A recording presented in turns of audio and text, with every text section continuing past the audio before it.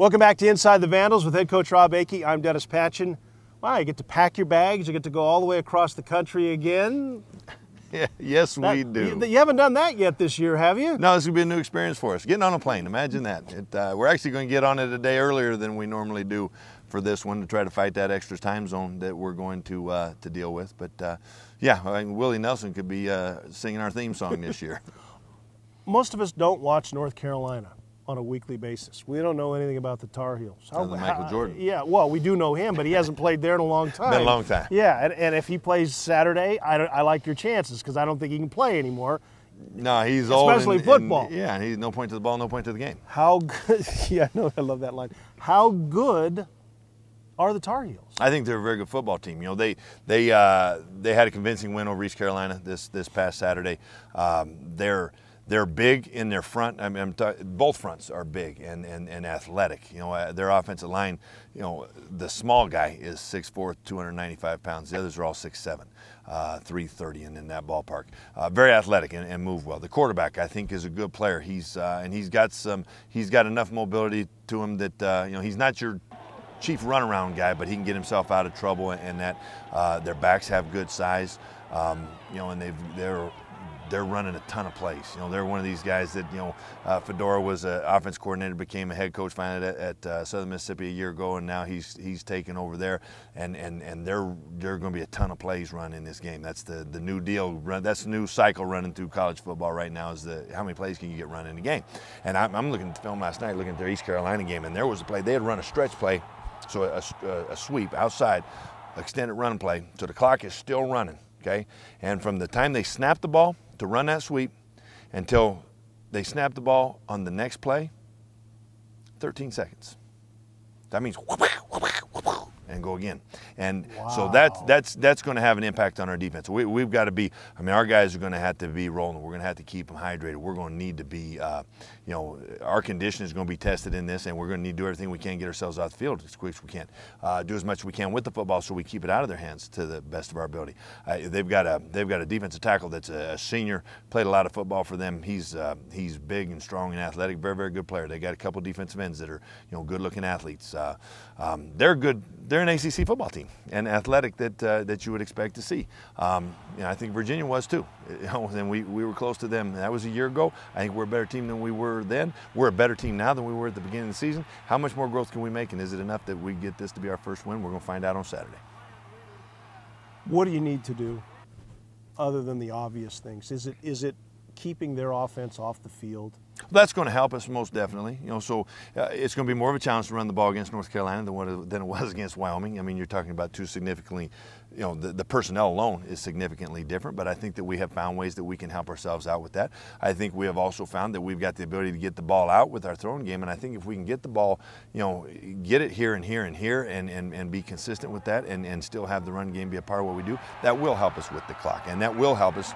The important thing, though, is we need to score points, you know, so if we can have extended drives and the clock is that means we have the ball and they don't. That helps, but those drives need to end in points. They need to result in points, and we've got to continue to upgrade that. And we've grown there. I think that's a good thing. We've got to keep the big plays to a minimum on the other side of the ball. That's just the bottom line.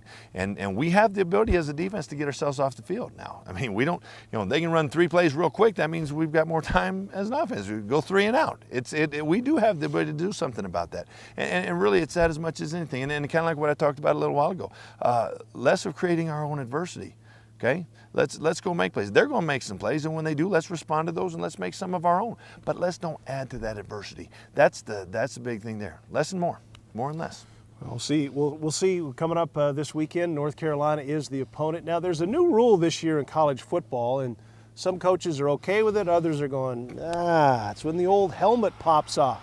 Janae Kiven has more on that story. The 2012 collegiate football season is underway, and with it begins the implementation of a new rule instated by the NCAA Football Rules Committee. The new rule states that if a player's helmet comes completely off during a play and is not a direct result of a foul, the player must sit out for the following down. It's quite an effect, you know. You got certain guys that you kind of rely on, and all of a sudden their helmet pops off. You know, they're out for that next play, especially if it's a crucial play. During the season opener against Eastern Washington, wide receiver Justin Veltung was one of those key players that sat out a play after his helmet came off in a tackle. He feels the new rule is inconvenient and wastes valuable time. If your helmet gets pulled off just because of a buckle and everything, you should be able to just throw it back on and keep on with the play.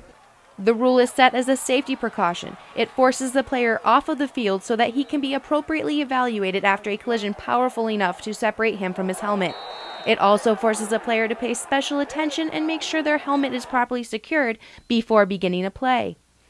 Securing the helmet correctly only takes a quick second. The player simply needs to snap it on this side, snap it on the other side, and we're ready to go. First game, we had a lot of helmets come off. Second game, we had one helmet come off. So it's gotten better. It's something you pay attention to. It is something that's going to happen within a game. Both coaches and players acknowledge the advantages and disadvantages of the new helmet rule, and Akey says proper fastening will remain a point of focus for each player. For Inside the Vandals, I'm Janae Kiven. All right, what's your thought on the new rule? Helmet comes off, guy has to come out for a play. I understand it. You know, there's been, all of a sudden we're concerned about concussions like they could never happen before. We've got better ability to protect these guys than we ever have. It's all of a sudden we figured out that maybe when you go ram your head into something, it actually has an impact on what happens to the head. The gear is much better now than it ever was. And so now this is a deal where we are protecting those kids. And it's a good thing in regards to, I mean, when I played, you know, if your helmet came off, you continued to run, and you went and you tried to make a tackle, and you continued to go. In the grand scheme of things, it's about the kids, and we are protecting them a little bit better. It's probably an overreaction, probably a late reaction, but that's kind of the way we sometimes do things. That is certainly the way we do things. Hey, thanks for joining us. We appreciate your time as always. Good luck at North Carolina. We'll visit with you next week. I appreciate it, Dennis. Thanks. Rob Akey will be back with us next week, but when we return, we're going to tee it up, plus a historic win on the pitch. That's all next when Inside the Vandals continues.